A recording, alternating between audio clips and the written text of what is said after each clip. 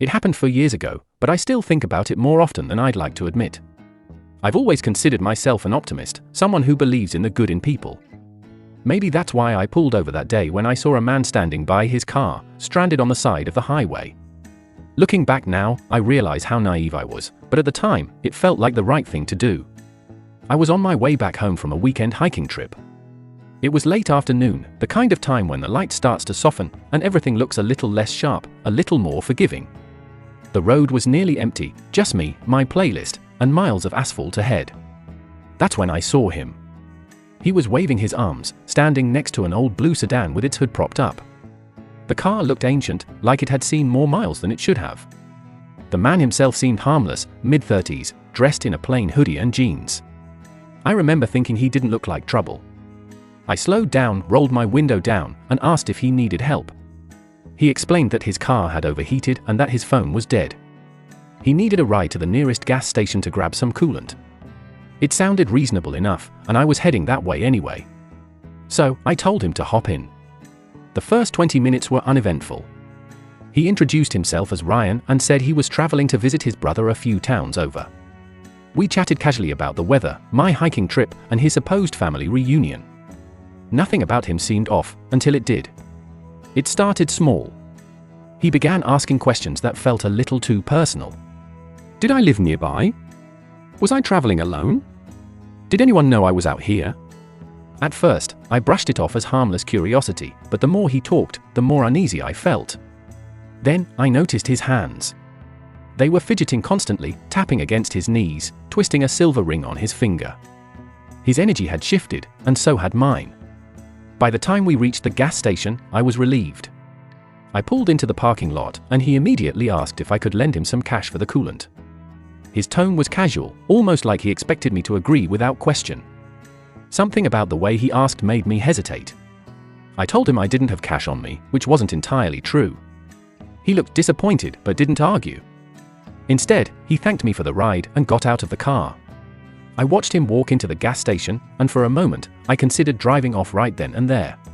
But a part of me felt guilty. What if he was just a guy having a bad day? What if I was overreacting? So, I waited. He came back a few minutes later with a small jug of coolant and a strange smile on his face. He got back in the car and asked if I could take him back to his car. I wanted to say no, but I couldn't think of a polite way to refuse. The drive back was tense. He didn't say much this time, but I could feel him watching me out of the corner of his eye.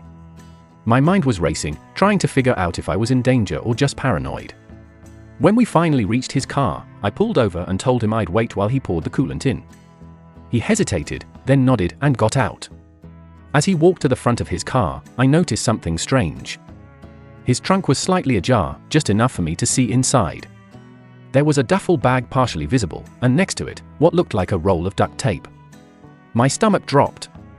Every instinct in my body screamed at me to leave, but I couldn't move. I was frozen, my hands gripping the steering wheel so tightly, my knuckles turned white. Ryan must have noticed me staring because he turned around and smiled, a slow, unsettling smile that sent chills down my spine. "Thanks for the ride," he said, his voice calm but laced with something I couldn't quite place. He didn't move toward me, didn't make any sudden gestures. But the way he looked at me made it clear that he knew I was scared, and he liked it. I forced a smile, mumbled something about needing to get going, and drove off before he could say anything else. I didn't stop until I reached the next town. Even then, my hands were shaking so badly I could barely park the car. I sat there for what felt like hours, replaying everything in my mind, trying to convince myself that I'd imagined the whole thing. The truth is, I don't know what his intentions were. Maybe he was harmless. Maybe the duct tape and the duffel bag were innocent, everyday items. Or maybe they weren't. What I do know is that I've never picked up another hitchhiker since. The experience changed me. It made me more cautious, more skeptical of people's intentions. I hate that it did because I want to believe in the good in others. But sometimes, self-preservation has to come first. Even now, when I drive past a stranded car, I hesitate. Part of me wants to stop, to help, to prove to myself that not everyone is dangerous. But the memory of Ryan, and that unsettling smile, always holds me back. Second story. I've lived in the same apartment complex for 3 years, and in that time, I've barely interacted with most of my neighbors. It's a quiet place, the kind where people exchange polite nods in the hallway but don't really know each other's names. That was fine by me. I wasn't looking for friendships, just a place to come home to after work. One of my neighbors, though, always intrigued me. Her name was Claire, and she lived 2 doors down from me. She was in her early 40s, soft-spoken, and always seemed a little distant. We'd exchanged greetings a handful of times, and she'd once left a note under my door asking if I could move a package that had been blocking her doorway. That was the extent of our interaction until a few months ago. It was a Saturday morning, and I was on my way out to grab groceries when I ran into Claire in the hallway. She looked frazzled, her usually neat appearance slightly disheveled. She stopped me, hesitated for a moment, then asked if I had a few minutes to help her with something.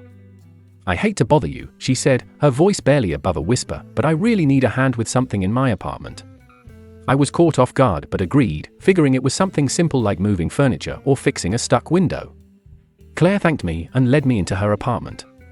The first thing I noticed was how sparsely furnished it was. There was a couch, a small table, and a few scattered belongings, but the place felt empty, almost like she'd just moved in, even though I knew she'd been there for years. Claire led me to her bedroom, where a large wooden trunk sat in the corner.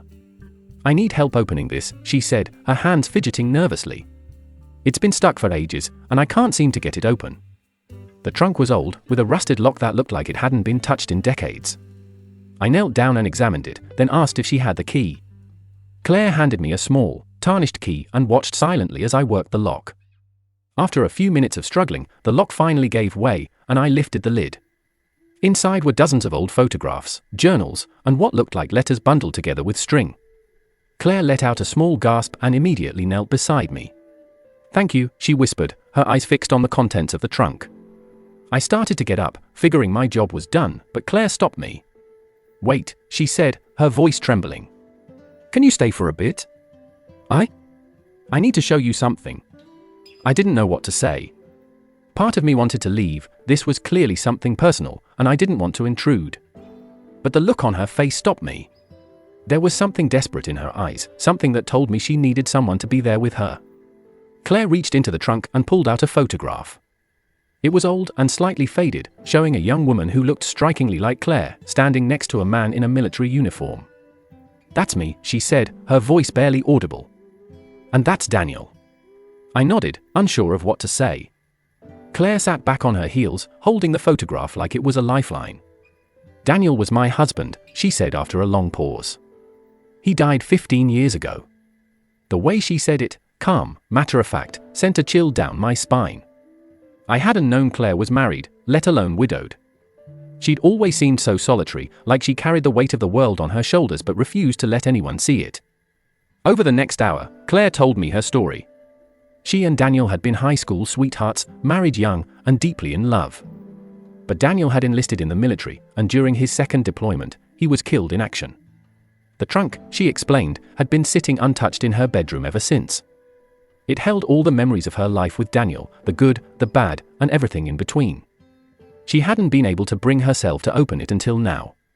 "I thought I was ready," she said, her voice cracking. "But it's harder than I expected." I didn't know what to say. What do you say to someone who's been carrying that kind of pain for so long? So I just sat there, listening as Claire shared memories of her life with Daniel, how they met, the trips they took, the letters they wrote to each other while he was overseas. At some point, Claire pulled out one of the journals and opened it to a random page. Her hands trembled as she read aloud, her voice thick with emotion. It was an entry Daniel had written shortly before his deployment, talking about his hopes for their future. By the time she finished, we were both in tears. When I finally left her apartment, hours later, I felt like I glimpsed a side of Claire that no one else had ever seen. She wasn't just the quiet, unassuming neighbor I'd always known, she was a person who had loved deeply and lost profoundly, someone who carried a lifetime of memories in that old wooden trunk. In the weeks that followed, Claire and I became unlikely friends. We'd sit together in her apartment, going through the contents of the trunk piece by piece. It was a slow, emotional process, but I could see the weight lifting off her shoulders with each memory she shared. Looking back, I'm grateful I said yes to her that day. It reminded me that everyone has a story, even the people who seem like they have nothing to say. Sometimes, all it takes is a little kindness to help someone open up and to remind them that they're not alone. Third story. I work in a mid-sized marketing agency in a city where the pace is fast and everyone keeps to themselves. It's a decent job, steady paycheck, reasonable hours, and a team of people who don't get too involved in each other's lives. The exception to that rule, at least for me, was my boss, Greg. Greg was a classic Type A personality, driven, intense, and laser-focused on work. He wasn't unkind, but he also wasn't the kind of guy you'd grab a beer with after hours. Most of us saw him as a machine, efficient, demanding, and a little intimidating. So when he called me at 6:30 in the morning one Tuesday, asking for a favor, I was caught completely off guard. "Hey, Matt," he started, his voice unusually strained. "I need your help. My car broke down, and I have a meeting across town at 8. Any chance you can give me a ride?" I blinked at my phone, still groggy from sleep.